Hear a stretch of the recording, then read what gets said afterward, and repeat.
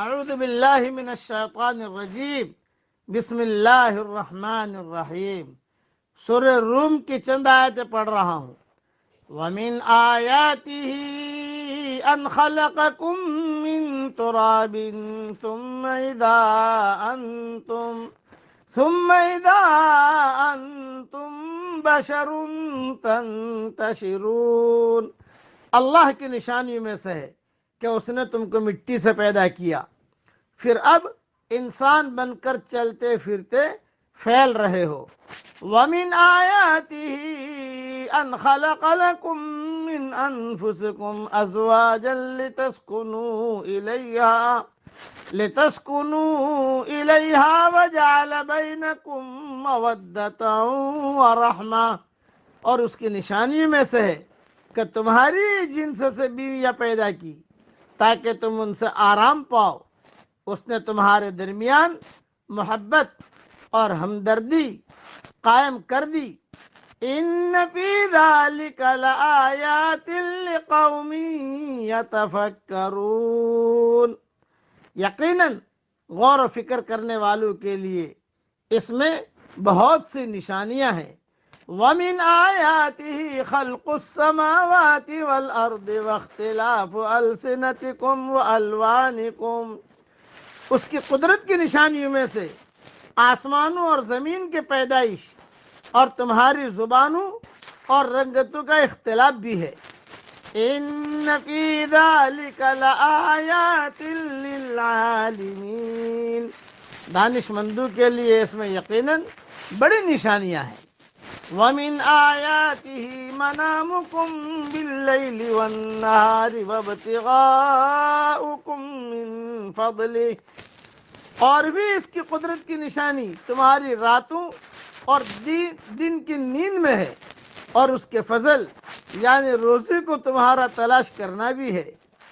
ان فی ذلک لآیات لقوم یسمعون، جو لوگ کان لگا کر سننے کے عادی ہیں ان کے لیے اس میں بہت سی نشانیاں ہیں۔ وَمِنْ آيَاتِهِ يُرِيكُمُ الْبَرْقَ خَوْفًا وَطَمَعًا وَيُنَزِّلُ مِنَ السَّمَاءِ مَاءً فَيُحْيِي بِهِ الْأَرْضَ بَعْدَ مَوْتِهَا، اور اس کی نشانیوں میں سے ایک یہ بھی ہے کہ وہ تمہیں ڈرانے اور امیدوار بنانے کے لیے بجلیاں دکھاتا ہے اور آسمان سے بارش برساتا ہے اور اس سے مردہ زمین کو زندہ کرتا ہے۔ ان فی ذلک لآیات لقوم یعقلون، اس میں بھی عقل مندوں کے لیے بہت سی نشانیاں ہیں۔ وَمِنْ آیَاتِهِ أَن تَقُومَ السَّمَاءُ وَالْأَرْضُ بِأَمْرِهِ، اس کی ایک نشانی یہ بھی ہے کہ آسمان اور زمین اسی کے حکم سے قائم ہے۔ ثم اذا دعاكم دعوة من الارض اذا انتم تخرجون، پھر جب وہ تمہیں آواز دے گا صرف ایک بار کی آواز کے ساتھ ہی تم سب زمین سے نکل آؤ گے۔ وَلَهُ مَن فِي السَّمَاوَاتِ وَالْأَرْضِ، اور زمین اور آسمان کی ہر چیز اس کی ملکیت ہے۔ كُلٌّ لَهُ قَانِتُونَ، اور ہر ایک اس کے فرمان کے ماتحت ہے۔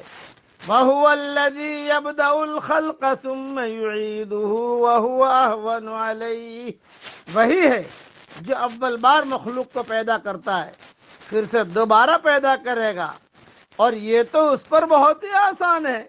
وَلَهُ الْمَثَلُ الْأَعْلَى فِي السَّمَاوَاتِ وَالْأَرْضِ، اسی کی بہترین اور اعلیٰ صفت ہے آسمانوں میں اور زمین میں بھی۔ وَهُوَ الْعَزِيزُ الْحَكِيمُ، اور وہی غلبے والا اور حکمت والا ہے۔ اس کی تفصیل اور تشریح انشاءاللہ ریاض التفسیر میں بہت شاندار لکھ رہا ہوں، انشاءاللہ وہاں دیکھ لینا۔ مطلب یہ ہے کہ اگر مرد اور عورت کی جنس ایک دوسرے سے مختلف ہوتی، مثلاً عورتیں جنات یا حیوانات میں سے ہوتی، تو ان سے وہ سکون کبھی حاصل نہ ہوتا جو اس وقت دونوں کے ایک ہی جنس سے ہونے کی وجہ سے حاصل ہوتا ہے۔ بلکہ ایک دوسرے سے نفرت اور وحشت ہوتی۔ یہ اللہ تعالیٰ کی کمال رحمت ہے کہ اس نے انسانوں کی بیویاں انسان ہی بنائی۔